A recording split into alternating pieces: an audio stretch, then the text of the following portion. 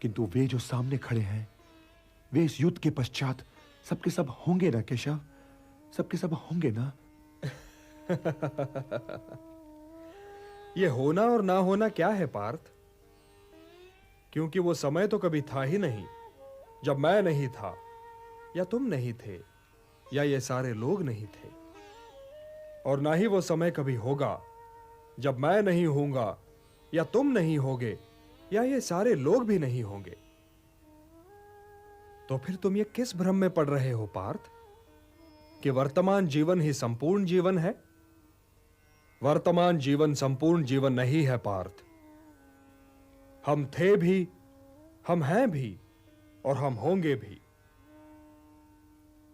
अब रहे ये सुख दुख, तो इनका क्या है? ये तो ऋतुओं की भांति हैं, आते जाते रहते हैं। हे कुंती पुत्र, जो सुख और दुख दोनों ही को समान समझे और उनसे प्रभावित हुए बिना ही उन्हें झेल जाए, वही स्थित प्रज्ञ है और वही मोक्ष का अधिकारी भी है। मात्रा स्पर्शास्तु कौन्तेय शीतोष्ण सुख दुख दाह आगमापायिनो नित्यान तान तितिक्षस्व भारत। हे भारत, मारने या मरने की आशंका से मुक्त हो जाओ, क्योंकि मृत्यु तो केवल उसी की हो सकती है ना जिसका जन्म हुआ हो। आत्मा तो कालातीत है, काल से भी परे है पार्थ। जन्म तो जीव का होता है, आत्मा का नहीं।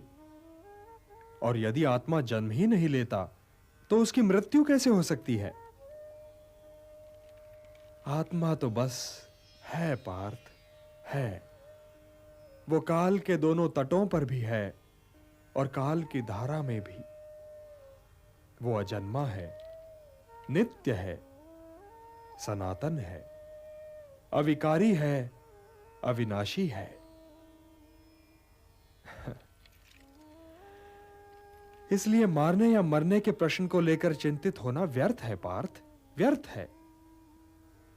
मृत्यु तो केवल शरीर की होती है, और उसकी मृत्यु के पश्चात भी आत्मा नहीं मरता, क्योंकि शस्त्र उसे काट नहीं सकता, अग्नि उसे जला नहीं सकती, जल उसे गीला नहीं कर सकता, और वायु उसे सुखा नहीं सकती।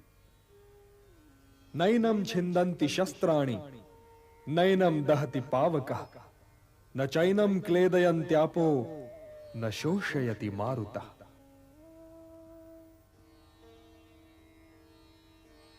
अब किस चिंता में हो पार्थ? हे जनार्दन, क्या मैं केवल एक आत्मा को पितामह कहता हूं? मैं अपने धूल में सने वस्त्र पहनकर एक आत्मा की गोद में घुस जाया करता था। वो जो श्वेत वस्त्र वाले वृद्ध योद्धा सामने अपने रथ पे खड़े हैं, क्या केवल वो एक आत्मा है? क्या उनके उस शरीर ने, जिसे आप आत्मा का वस्त्र कह रहे हैं, अनेक बार मेरे शीश पर आशीर्वाद देने के लिए हाथ नहीं धरा था? क्या वो वृद्ध ब्राह्मण श्रेष्ठ केवल एक आत्मा है जिन्होंने मुझे धनुर्विद्या सिखाई है? केशव, मैं आत्मा के नित्य होने, पुरातन होने, अविनाशी होने को नहीं नाकारता, पर जिन शरीरों की मैं बात कर रहा हूं, वो शरीर भी तो मेरे कुछ लगते हैं ना। आत्मा तो जन्म नहीं लेता केशव, आत्मा तो जन्म नहीं लेता, किंतु लोग तो जन्म लेते हैं केशव, लोग तो जन्म लेते हैं। हां, लोग जन्म तो अवश्य लेते हैं पार्थ, किंतु इस तर्क को तनिक आगे बढ़ाओ महाबाहो, तनिक आगे बढ़ाओ। जो जन्म लेगा उसकी मृत्यु तो निश्चित है, तो निश्चित का शोक क्यों?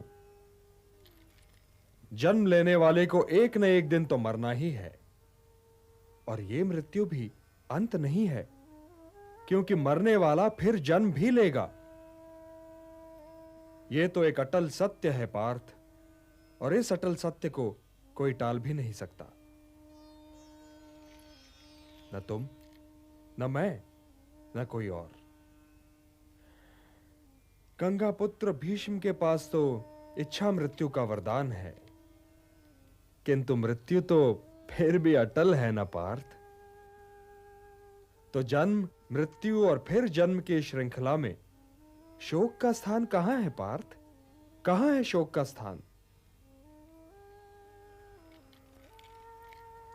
जिन लोगों को तुम सामने खड़ा देख रहे हो ना पार्थ, वो इस जन्म से पहले भी थे, पर क्या थे ये तुम नहीं जानते। वो इस जन्म के उपरांत भी होंगे, पर क्या होंगे ये भी तुम नहीं जानते। उनका अस्तित्व तो इस जन्म और मरण के दो बिंदुओं के इधर या उधर है ही नहीं, और यदि है भी तो अज्ञात है, अव्यक्त है। अर्थात इस जन्म से पूर्व भी वो तुम्हारे लिए नहीं थे पार्थ, और इस जन्म के उपरांत भी नहीं होंगे। तो हे पार्थ, जिनके जीवन का अनिवार्य अंत ही मृत्यु हो, और उनके जीवन के इस अनिवार्य अंत को न तुम टाल सकते हो और न ही बदल सकते हो, तो फिर शोक काहे का? और शोक क्यों? ये पितामह, ये गुरुजन, ये सगे संबंधी, इनमें से किसी को भी तुम उनके इस जन्म से पूर्व भी नहीं जानते थे पार्थ, और न ही इस जन्म के उपरांत जानोगे। तब तो फिर इनके लिए शोक करना व्यर्थ होगा ना पार्थ, व्यर्थ होगा। अव्यक्तादीनि भूतानि व्यक्त मध्यानि भारत, अव्यक्त निधनान्येव तत्र का परिदेवना। ये देवकी नंदन मेरे अनुज पुत्र अर्जुन को समझा रहा है कि भड़का रहा है?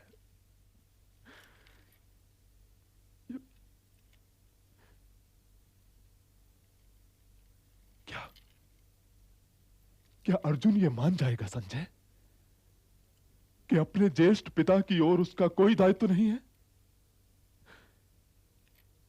क्या वंश और संबंधों के महत्व को वो नकार देगा और अपने दिव्यास्त्र लेकर मेरे पुत्रों पर टूट पड़ेगा? मैं इन प्रश्नों के उत्तर कैसे दूं महाराज? इनके उत्तर या तो देवकी नंदन कृष्ण दें या कुंती पुत्र अर्जुन। किंतु मुझे इन प्रश्नों के उत्तर चाहिए संजय, इसलिए कान लगाकर सुनो। सुनो। जो आज्ञा। दुविधा में धृतराष्ट्र है, युद्ध सका नहीं रोक, योगेश्वर समझा रहे, अर्जुन करो न शोक, अर्जुन करो न शोक। हे पार्थ, स्वधर्ममपि चावेक्ष न विकम्पितुमर्हसि, धर्म्यात् हि युद्धात् श्रेयोन्यत् क्षत्रियस्य न विद्यते। इसमें आश्चर्य की क्या बात है पार्थ? जैसे फटना वस्त्र का अंतिम सत्य ठहरा है, वैसे ही मृत्यु शरीर का अंतिम सत्य है। तो फिर सत्य का शोक क्यों? मनुष्य शरीर और आत्मा नश्वर और अनश्वर का मिश्रण नहीं है। शरीर तो केवल आत्मा का एक साधन है।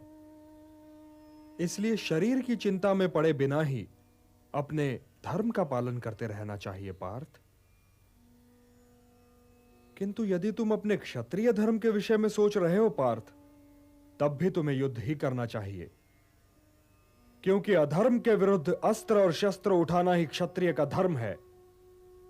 और आज अधर्म धर्म के विरुद्ध शस्त्र उठाए सामने खड़ा है। इसलिए हे पार्थ, अपने क्षत्रिय धर्म का पालन करो।